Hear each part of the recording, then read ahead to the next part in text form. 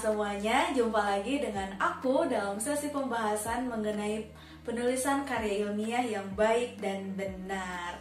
Oh ya Love LK, bagaimana nih kabarnya? Semoga senantiasa sehat ya. Dan jangan lupa juga untuk selalu menerapkan 3M dimanapun kalian berada, agar kita bisa saling menjaga kesehatan dan keutuhan diri ya satu sama lainnya.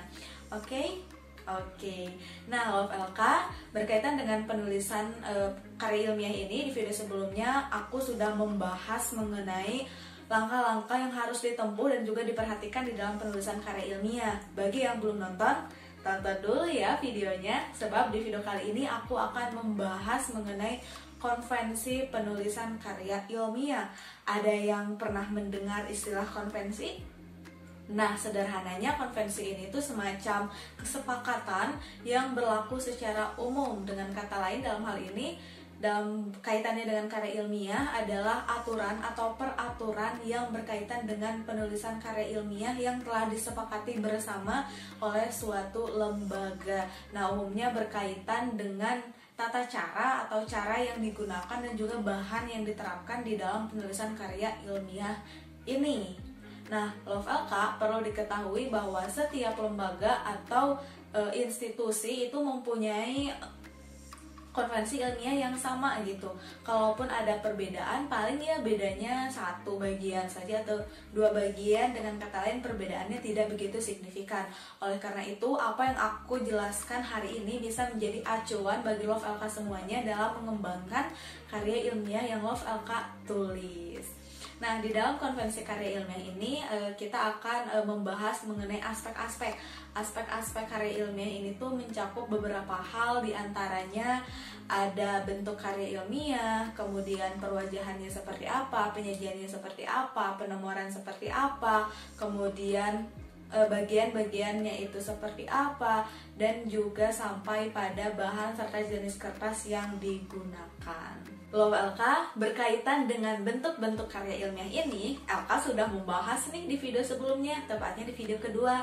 Ayo, siapa yang belum nonton, tonton dulu ya, agar bisa lebih detail juga pengetahuannya mengenai jenis-jenis karya ilmiah itu. Karena aku di sana menjelaskan secara menyeluruh sekali. Nah, di video kali ini aku hanya akan menyebutkan saja bentuk-bentuk karya ilmiah ini tuh selaras dengan jenis-jenis karya ilmiah. Di antaranya ada, khususnya ya yang aku sebutkan sekarang adalah karya ilmiah akademik. Ada makalah, kemudian kertas kerja, laporan praktik kerja, ada tesis, disertasi, skripsi, begitu ya. Ada beberapa itu. Agar lebih jelasnya dan juga mengetahui jenis karya ilmiah populer, Love LK harus lihat video sebelumnya. Nah, selanjutnya aku akan membahas mengenai bagian-bagian karya ilmiah. Love LK sering kebingungan nggak sih? Atau sering bertanya-tanya, sebenarnya di dalam karya ilmiah ini tuh harus ada apa saja sih? Nah, yang aku akan jelaskan sekarang khususnya secara umum ya, secara general, bisa ada di dalam makalah, bisa ada di dalam laporan praktik kerja, bisa ada di dalam skripsi, tesis, disertasi. Di antaranya dibagi menjadi 3 secara umumnya. Ada kelengkapan awal, kelengkapan isi, dan juga kelengkapan akhir. Setiap kelengkapan ini mempunyai poin-poinnya tersendiri. Misalnya di kelengkapan awal harus ada cover. Cover ini tuh semacam halaman awal begitu, yang paling awal sekali dari karya ini yang kita buat. Kemudian ada halaman judul, setelah itu harus ada lembar pengesahan atau halaman pengesahan, halaman persembahan jika ada, halaman penerimaan, kemudian ada abstrak. Abstrak ini ada 2 bahasa, bahasa Inggris dan bahasa Indonesia. Bahasa Inggris dulu baru bahasa Indonesia. Kemudian ada kata pengantar, terus ada daftar isi, daftar tabel, daftar singkatan, daftar gambar, daftar lampiran, dan lain-lain. Nah, itu secara umum hal-hal yang harus ada di dalam bagian awal dari karya ilmiah yang kita buat. Kemudian di bagian kedua ada bagian isi. Hal yang harus ada di bagian isi adalah pendahuluan tentu saja ya, kemudian ada landasan teori, ada metode dan objek penelitian, ada mengenai tentang pembahasan, kemudian juga penutup ini terdiri dari ya saran, kesimpulan begitu ya, dari apa yang sudah kita sampaikan sebelumnya di bab sebelumnya. Kemudian Lantas di bagian yang terakhir atau kelengkapan akhir ini tuh harus ada apa aja sih? Nah, di bagian kelengkapan akhir ini harus ada daftar pustaka. Tentu saja kalau kita banyak mengutip harus dicantumkan nih di daftar pustaka. Kemudian ada riwayat hidup penulisnya. Kemudian ada lampiran-lampiran. Ada lampiran itu bisa lampiran data, kemudian lampiran foto ataupun lampiran-lampiran lain yang memang dipergunakan dan merujuk pada apa yang kita lakukan selama penelitian di dalam penulisan karya ilmiah ini. Ada juga indeks. Nah, itu merupakan beberapa bagian dari penulisan karya ilmiah secara general yang telah disepakati bersama-sama. Oh iya Love LK, aku mau nanya lagi nih sebelum melanjutkan pembahasan ke bagian berikutnya. Love LK sering bertanya atau sering bingung juga gak sih mengenai sebenarnya kertas yang harus digunakan dalam penulisan karya ilmiah itu apa, dan jumlah halamannya harus berapa, minimal berapa, maksimal berapa, begitu. Nah, Love LK secara umum nih karya ilmiah ini tuh ditulis dalam kertas HVS khususnya isi ya, ukuran A4. Ingat ya, ukuran A4 80 gram dengan tinta hitam. Jangan sampai menulis karya ilmiah dengan tinta yang bermacam-macam. Misalnya ada merah karena suka biru, mau pakai warna biru, kemudian mau kuning, mau hijau. Jangan sampai ya, itu nantinya jadi pelangi. Begitu ya, jadi pelangi. Jangan sampai seperti itu. Ingat harus menggunakan tinta hitam. Tetapi selain tinta hitam bisa juga sih tinta biru, tetapi ini kembali lagi ke kesepakatan bersama yang berlaku di dalam instansi atau lembaga pendidikan tempat Love LK semuanya bernaung, begitu ya. Nah, lantas sebenarnya berapa halaman? Berbicara mengenai jumlah halaman ini, untuk setiap karya ilmiah itu beda-beda ya. Misalnya untuk makalah minimalnya adalah 10 halaman, untuk laporan kerja minimalnya 40 halaman, untuk skripsi minimal 60 halaman, untuk tesis minimal 100 halaman, dan untuk disertasi ya kurang lebih ada 250 halaman. Banyak juga ya disertasi ini jumlah halamannya. Tetapi ingat ya, harus mengingat dan juga jangan sampai ketukar, kebalik dari jumlah halaman dan juga ukuran kertas yang harus digunakan dan jenis hurufnya. Berkaitan dengan jenis huruf ini sebenarnya masuk ke dalam konvensi ilmiah bagian perwajahan. Nah, perwajahan karya ilmiah ini tuh tidak lain dan tidak bukan adalah tata letak unsur-unsur dan cara penulisan, atau dengan kata lain berupa tampilan dari karya ilmiah itu dan juga format dari karya ilmiah itu seperti apa. Perwajahan sendiri mencakup jenis kertas, kemudian jenis huruf, ukuran huruf, margin, dan lain sebagainya.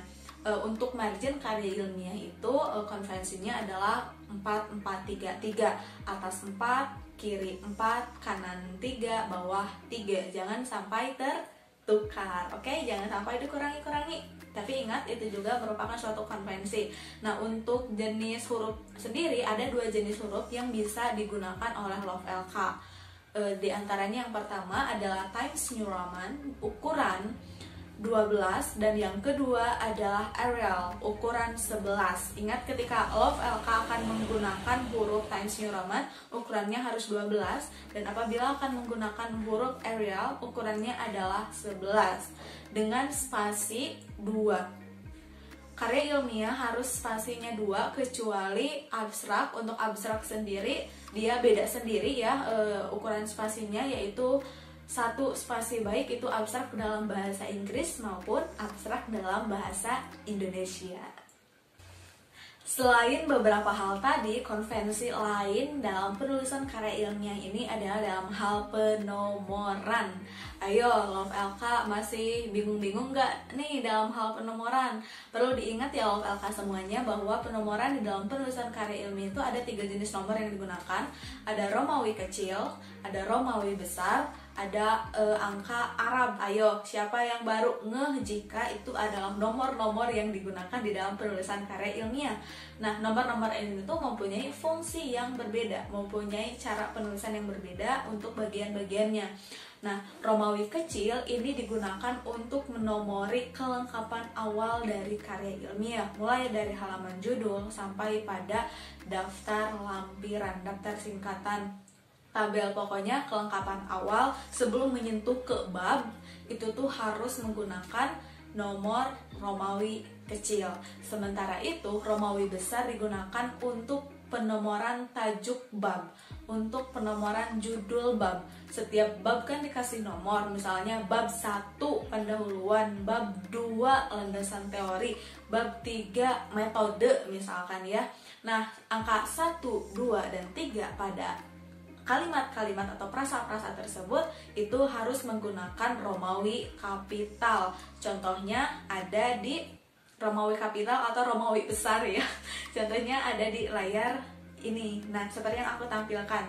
Jangan sampai tertukar antara Romawi kecil dan Romawi besar. Oke?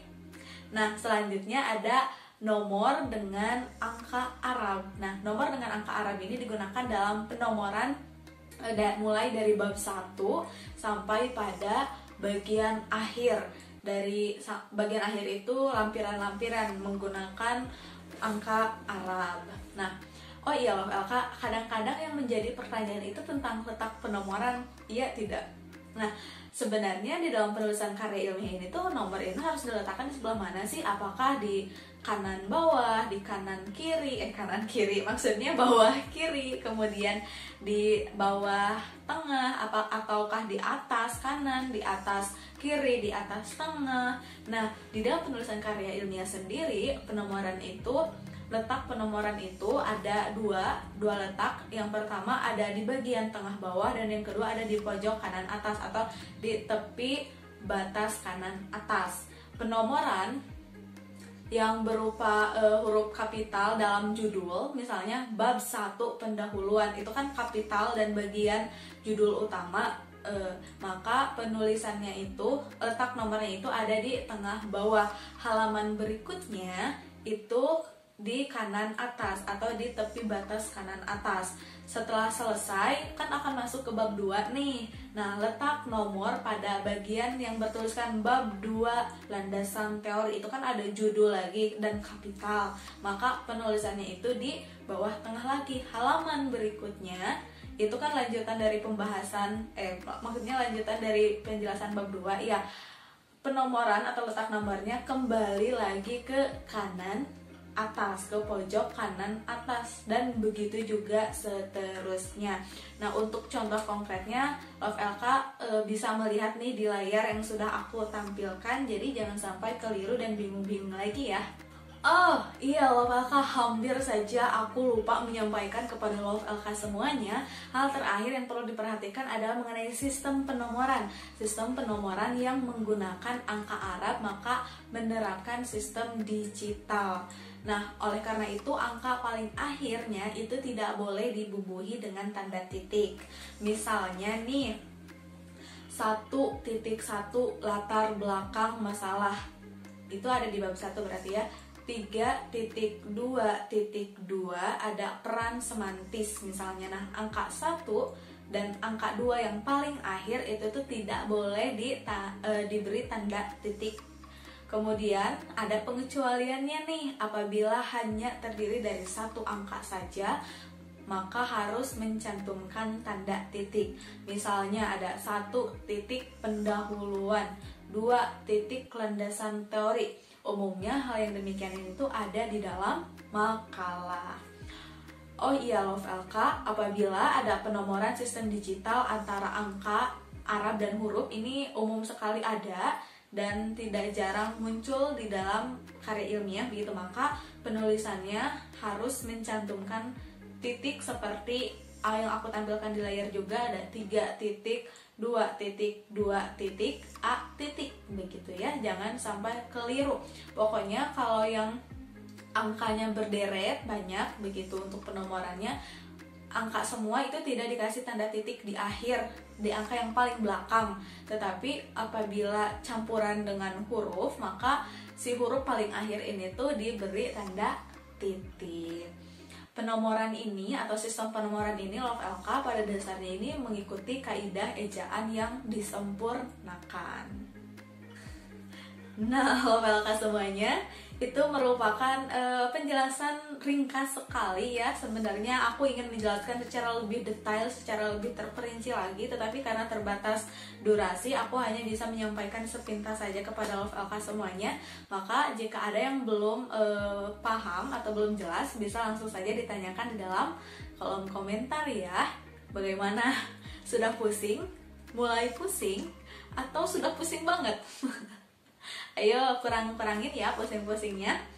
Oke. Oh iya Love LK, jangan lupa ya sukai video ini. Apabila bermanfaat bagi Love LK, sebarkan juga ke yang lain. Karena dengan Love LK menyebarkannya, bisa saja Love LK membantu orang lain begitu. Jadi jangan lupa untuk menyebarkan video ini seluas-luasnya. Oke? Jangan lupa juga nih untuk subscribe YouTube channelnya Eka LK. Dukung terus LK agar lebih semangat lagi dalam memproduksi video untuk Love LK semuanya. Aktifkan notifikasinya agar Love LK semuanya bisa tahu ketika LK mengunggah video baru dan tidak ketinggalan.